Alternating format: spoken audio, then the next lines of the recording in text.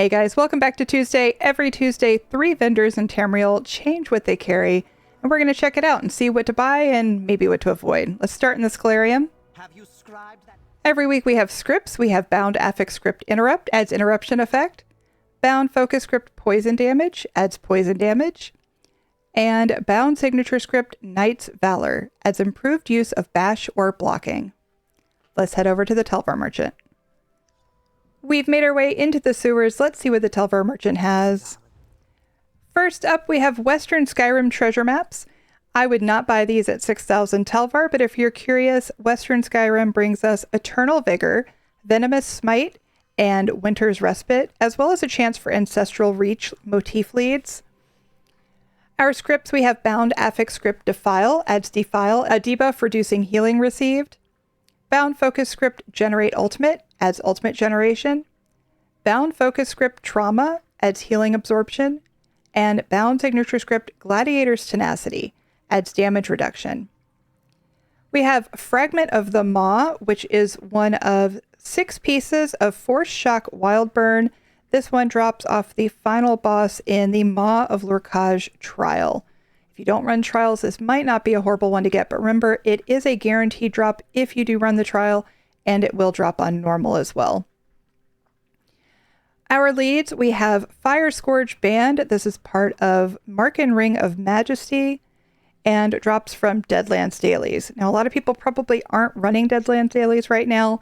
However, you can always run the Delve and just ignore the world bosses if you need this one. Personally, I still find that easier than drumming up 25,000 Telvar, but again, I'm not a PvPer, so your mileage may vary. And then Petrified Snowseeder, which is part of the Snow Treaders mythic, and this one drops off of all world bosses in the Rift. So again, I'm probably going to take my chances with world bosses in the Rift, but it is here for 25,000 Telvar if you think it's worth it. And then we have jewelry this week. We have all 3 traits, the main traits of Necklace of Agility and Ring of Agility, and then Plague Break, Amulet, and Ring for 100,000 Telvar. Okay, let's head over to Infinite Archive. And we've made our way to Infinite Archive. Let's see what Filer Ul has. First up, we have Balfoyan Treasure Maps, which of course is just going to give you Armor of the Trainee. Definitely not worth 2,000 Archival Fortunes. You do also have a chance to get leads for the Ancestral Nord belts and staves, but honestly, these are so cheap at Guild Traders, or you can just ask your friends to save them for you. I would skip these. Our first plan this week is Blueprint High Isle Dresser Carved. It runs 40 to 50k on NA, and a little bit more on EU at about 50 to 70k. It is a beautiful pattern though, so I think 2,000 Archival Fortunes is definitely worth it if you don't have it.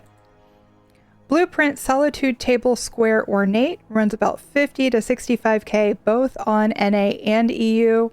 It's a very up-close picture, and not super detailed. You can see it's kind of blurry, but again, I do think it's worth 2,000 Archival Fortunes. It doesn't look quite so bad from a distance. All right, and then we have Bound Affix Script Berserk, adds Berserk, a buff increasing damage done.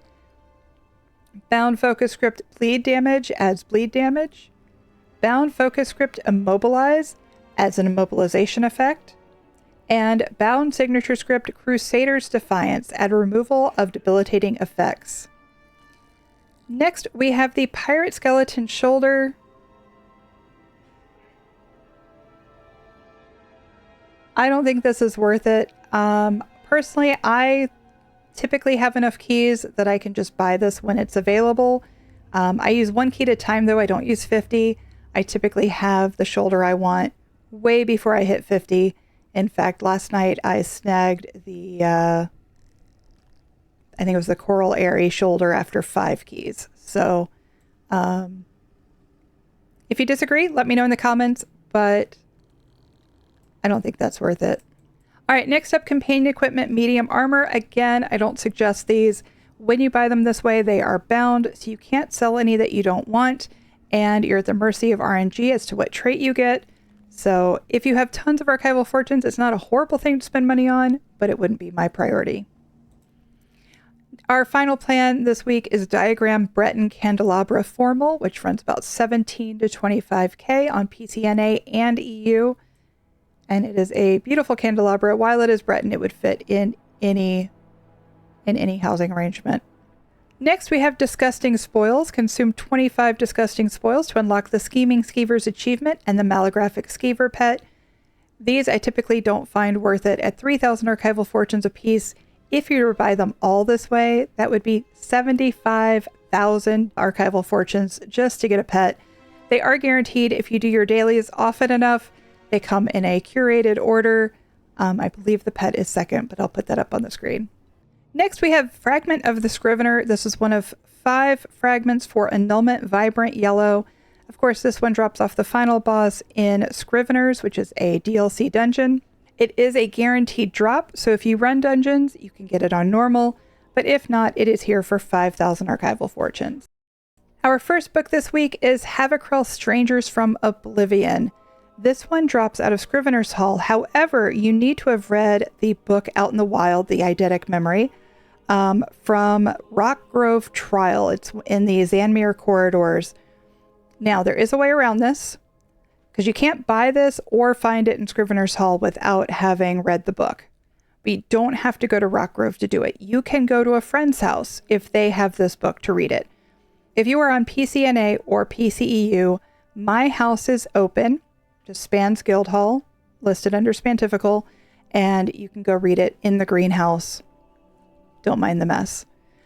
Our leads, we have Anu Crest, which is part of Monomyth Reforged.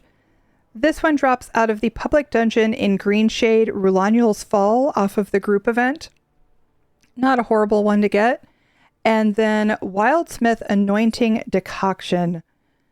This one is for the Iliad Blacksmithing Station, and this particular lead drops off of the Westweald Delve Firelight Cave. So again, these leads aren't super difficult this week. Next, we have Psijic Glow Globe's updated instructionals. This is one of 7 parts of the Psijic Glow Globe emote. These pieces drop out of the Sunhold Public Dungeon in Somerset, but they only run 600 to 700 gold from guild traders. I would just get them that way if you don't want to farm them yourself. And finally, we have the Spotted Towers. This book drops out of Infinite Archive, and the Eidetic Memory comes out of Telvanni Peninsula. All right. Now we're going to run a couple arcs of Infinite Archive. Every week, new gear drops from Infinite Archive as well. So let's see what that is.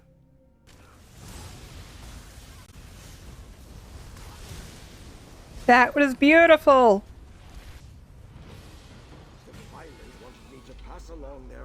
I just realized that's a spider. That's a spider.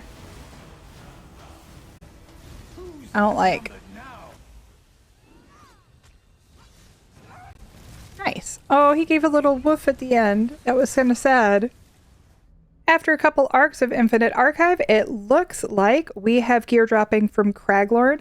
That includes Way of Air, Way of Fire, and Way of Martial Knowledge, as well as from Galen. That includes Back Alley Gourmand, Bastion of the Droif, and Phoenix Moth Thurge.